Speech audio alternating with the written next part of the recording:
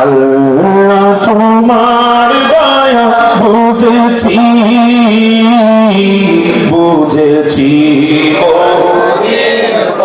ভেবেছি দুনিয়া কত যে আপন আসলে দুনিয়াটাই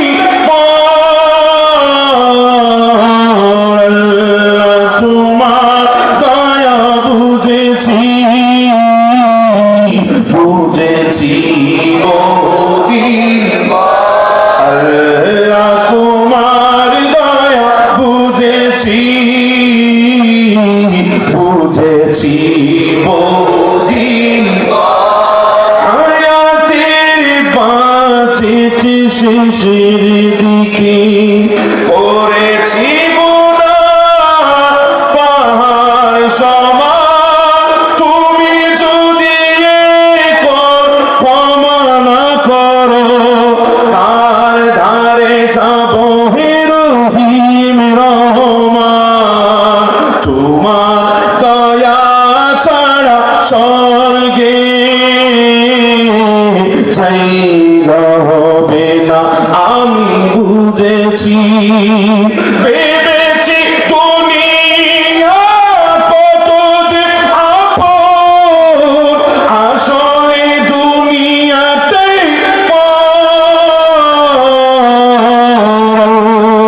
তোমার দয়া বুঝেছি বুঝেছি তোমার দয়া বুঝেছি বুঝেছি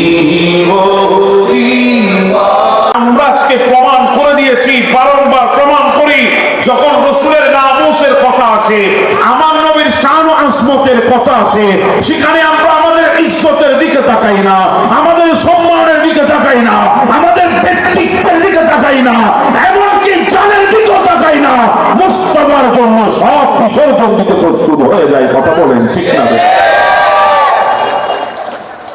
এটাই তো ইমানদারের লক্ষ্য এটাই ইমানদারের চিহ্ন এটাই ইমানদারের পরিচয় আমাদের দিলের মধ্যে সরকারের মদিনার মহব্বত আছে সেখানে আমরা ব্যক্তিত্ব দেখি না নবীর মহব্বত কথা বলেন ঠিক না আপনারা কষ্ট করে বসেছেন আমি জানি মাটিতে বসা কত কষ্ট আমি জানি মাটিতে বসা কত কষ্ট এরপর আপনারা কষ্ট করে বসেছেন এসেছেন এতক্ষণ তো আপনাদেরকে কম্বলের উষ্ণতায় আপনাদেরকে রাখার কথা ছিল থাকার কথা ছিল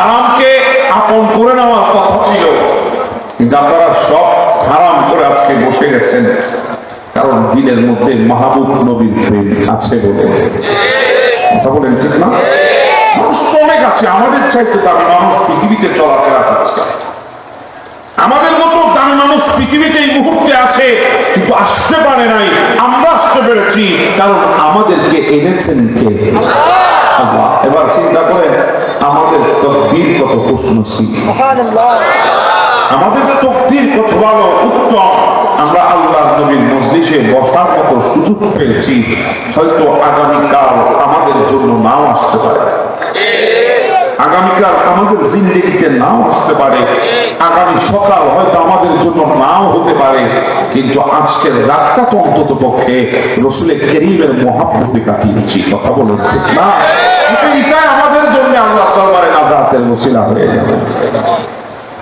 এজন্য দুনিয়ার বুকে সব সময় আল্লাহর দয়ার কথা স্মরণ করবে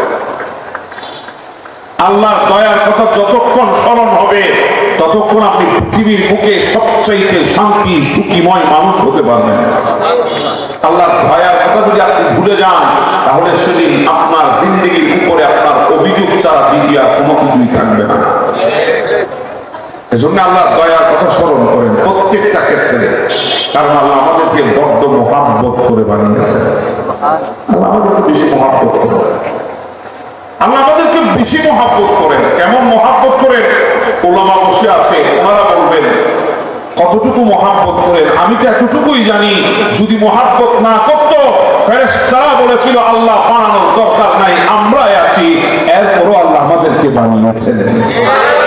ইউহিব্বুহুম ওয়া ইউহিব্বুনাহু, আল্লাহ আমাদেরকে মহাব্বত করে বানিয়েছেন। মহাব্বত, হ্যাঁ, দুনিয়ার মানুষ আপনাকে মহাব্বত করে দেখার পরে, আপনাকে মহাব্বত করে অবস্থান দেখে, আপনাকে মহাব্বত করে সাক্ষ্য দেখে, আপনাকে মহাব্বত করে রূপ আর গুণ দেখে, আপনাকে মহাব্বত করে আপনার সুঠাম দেহ দেখে, কিন্তু আমার আল্লাহ আমাদেরকে মহাব্বত করে বানিয়েছেন।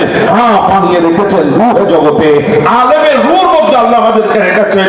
সালবি আবি কাওয়ালিক ওয়া উম্মি, এরপরে আল্লাহ আমাদেরকে বাবার পৃষ্ঠে এনেছেন, ওখান থেকে মায়ের সিনা এনেছেন, আবার পৃষ্ঠ থেকে শুক্রাণু বানিয়েছেন, মায়ের সিনা থেকে টিম্পাণু বানিয়েছেন। জামাআতু ফি বাতনি উম্মি, এরপরে আল্লাহ আমাদেরকে মায়ের গর্ভে একত্রিত করেছেন। মায়ের গর্ভের মধ্যে আল্লাহ আমাদেরকে একত্রিত করে দিয়েছেন। এত সহজ ছিল না প্রসেসিং, অনেক কঠিন ছিল আমাদের জন্য। রবের জন্য তো কুন আর ফায়া, কথা বলেন ঠিক না? আমরা মায়ের গর্ভে ছিলাম, আল্লাহ আমাদেরকে মায়ের গর্ভে এনেছেন। 40 দিন পর পর আমাদের পরিবর্তন হয়েছে। 40 দিন পর পর আমরা পরিবর্তন হলাম। এরপরে আমরা দুনিয়ায় আসতেছি।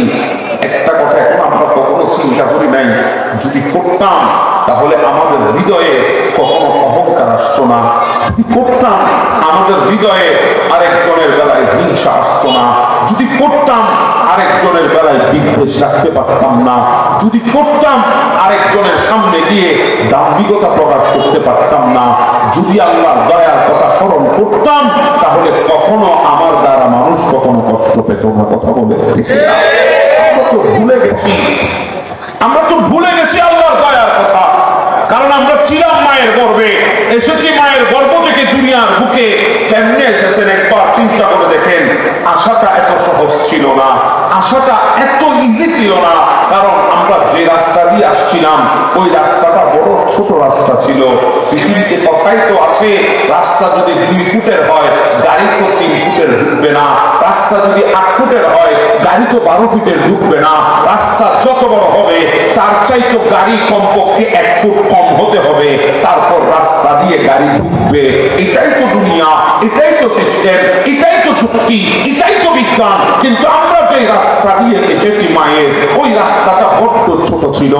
আমরা ছিলাম বড়, আমরা ছিলাম 2 কেজি, আমরা ছিলাম 2 কেজি 500 গ্রামের, আমরা ছিলাম 3 কেজি, আমরা ছিলাম 3 কেজি 200 গ্রামের, এমনকি 4 কেজি পর্যন্ত বাচ্চা হয়ে যায় মায়ের পেটে। কিন্তু আসলাম যে রাস্তা দিয়ে, ছোট্ট রাস্তা, বিয়াদবি মাফ করে দেবেন, আল্লাহর দয়ার কথা বলতেই হয় আমাদেরকে। এত ছোট রাস্তা অসম্ভব ছিল। বিজ্ঞান পর্যন্ত চিন্তা করছে, গবেষক পর্যন্ত গবেষণা থামিয়ে দিয়েছে, আলোচক পর্যন্ত আলোচনা বন্ধ করে দিয়েছে। কিভাবে সম্ভব, কিভাবে সম্ভব? কিন্তু আমার আল্লাহ যেহেতু আমাদেরকে দয়া করছেন, অসম্ভবকে সম্ভব তো আল্লাহই করবেন। আল্লাহ বলে, হ্যাঁ সম্ভব আমি করেছি। যখন 1 মাস হয়েছে মায়ের গর্ভে এসেছো, ফেরেশতা পাঠিয়ে দিয়েছি, যা আমার ওই বান্দিনীর রাস্তাকে বড় করে দে।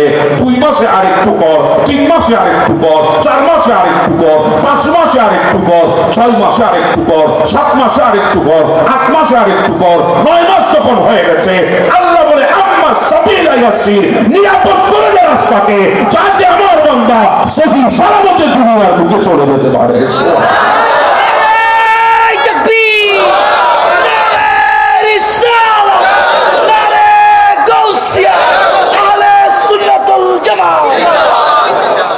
আল্লাহ তোমার দয়া বুঝেছি, বুঝেছি বহুদিন পর। কথা বলেন ঠিক না? আল্লাহ তোমার দয়া বুঝেছি, বুঝেছি। অসুবিধা হচ্ছে আপনাদের? রাগ হয়ে গেছেন আমার সাথে? আল্লাহ তোমার দয়া বুঝেছি, বুঝেছি। ভেবেছি দুনিয়া কত যে আপন, আসলে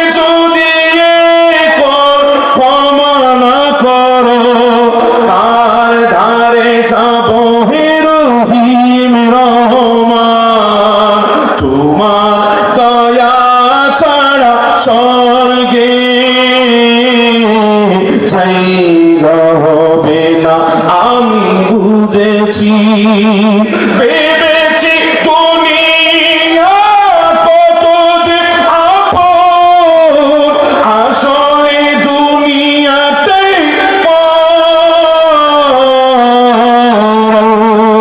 তোমার দয়া বুঝেছি বুঝেছি